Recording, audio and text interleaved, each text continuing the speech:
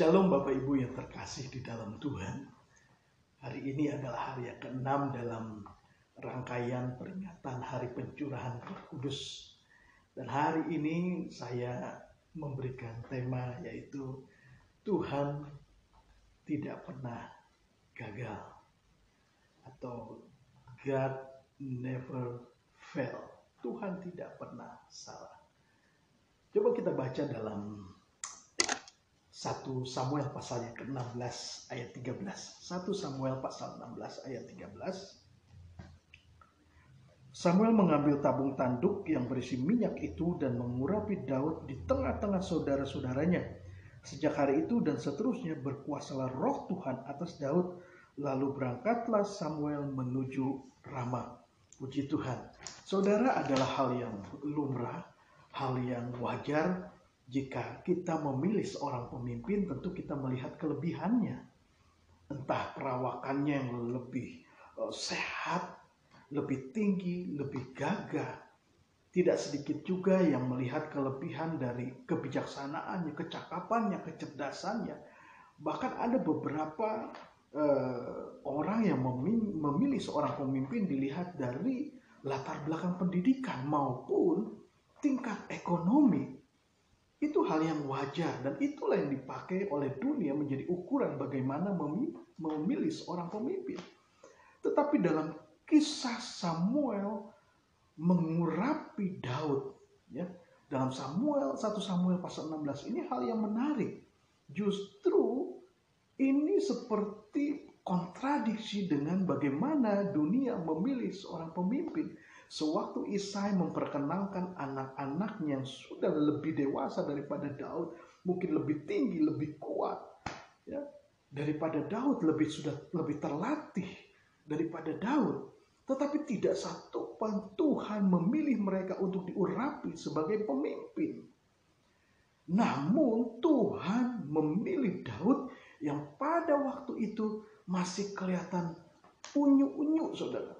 Masih kelihatan muda belia. Masih tidak punya pengalaman yang banyak. Tapi Tuhan memilih Daud untuk diurapi menjadi pemimpin bangsanya. Dalam 1 Samuel 16 ayat 7 dikatakan bahwa bukan apa yang dilihat manusia yang dilihat Allah.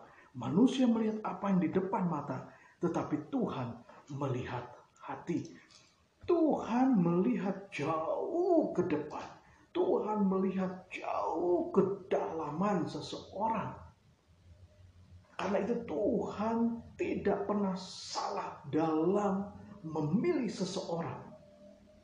Dan saya percaya Tuhan juga tidak salah memilih kita menjadi seorang gembala, menjadi seorang pemimpin organisasi, menjadi seorang pemimpin perusahaan.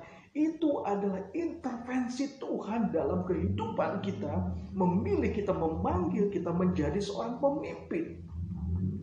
Bukan berarti kalau kita dipilih Tuhan, kita menjadi orang-orang yang sempurna. Atau kita adalah orang yang sempurna dan kita dipilih oleh Tuhan. Tidak. Daud dipilih Tuhan bukan karena dia sempurna. Pada kenyataannya, Daud juga melakukan kesalahan. Kalau kita dipilih Tuhan, kita dipanggil Tuhan, ditetapkan Tuhan menjadi seorang pemimpin. Itu bukan karena kita kuat, bukan karena kita sempurna, tetapi karena ada penyertaan Tuhan melalui Roh Kudus yang dicurahkan kepada saudara dan saya. Faktanya, Daud dipilih Tuhan, tetapi Daud juga jatuh dalam dosa. Kita yang dipilih Tuhan, kita yang dipanggil Tuhan, ditetapkan Tuhan menjadi pemimpin saudara. Bisa saja kita juga jatuh. Bisa saja kita juga gagal. Bisa saja juga kita melakukan banyak kesalahan. Tetapi poinnya adalah yang dipilih Tuhan tidak akan pernah salah. Artinya Tuhan tidak akan pernah salah dalam memilih. Walaupun orang yang dipilihnya bisa saja melakukan kesalahan. Kalau saat ini kita merasa, saya sudah melakukan kesalahan, Pak. Saya sudah gagal, Pak. Saya sudah putus asa. Rasanya sudah tidak bisa berbuat apa-apa lagi. Hai dengarlah, Tuhan tidak pernah salah memilih engkau menjadi pemimpin. Entah engkau sebagai pendeta, entah engkau sebagai gembala sidang, entah engkau sebagai kepala rumah tangga, pemimpin perusahaan, pemimpin organisasi. Tuhan tidak pernah salah.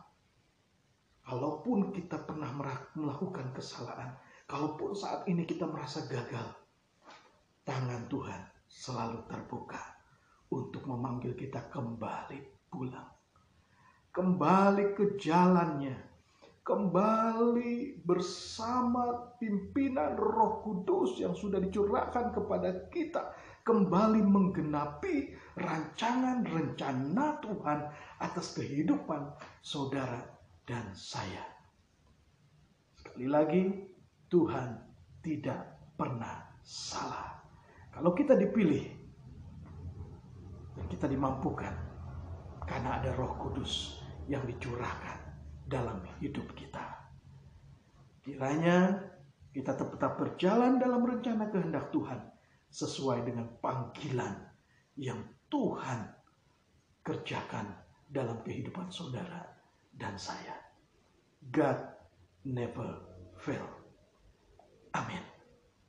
Saudaraku, saat ini juga mari kita berdoa untuk para gembala sidang, supaya gembala sidang tidak salah dalam memilih para pemimpin, dalam memilih para pengerja, para pelayan Tuhan. Dan kiranya juga setiap pelayan, setiap pemimpin, setiap pengerja memiliki motivasi yang benar dalam melakukan pelayanan. Dan tetap menjaga kekudusan dalam kehidupannya. Tuhan Yesus memberkati kita semua. Amin.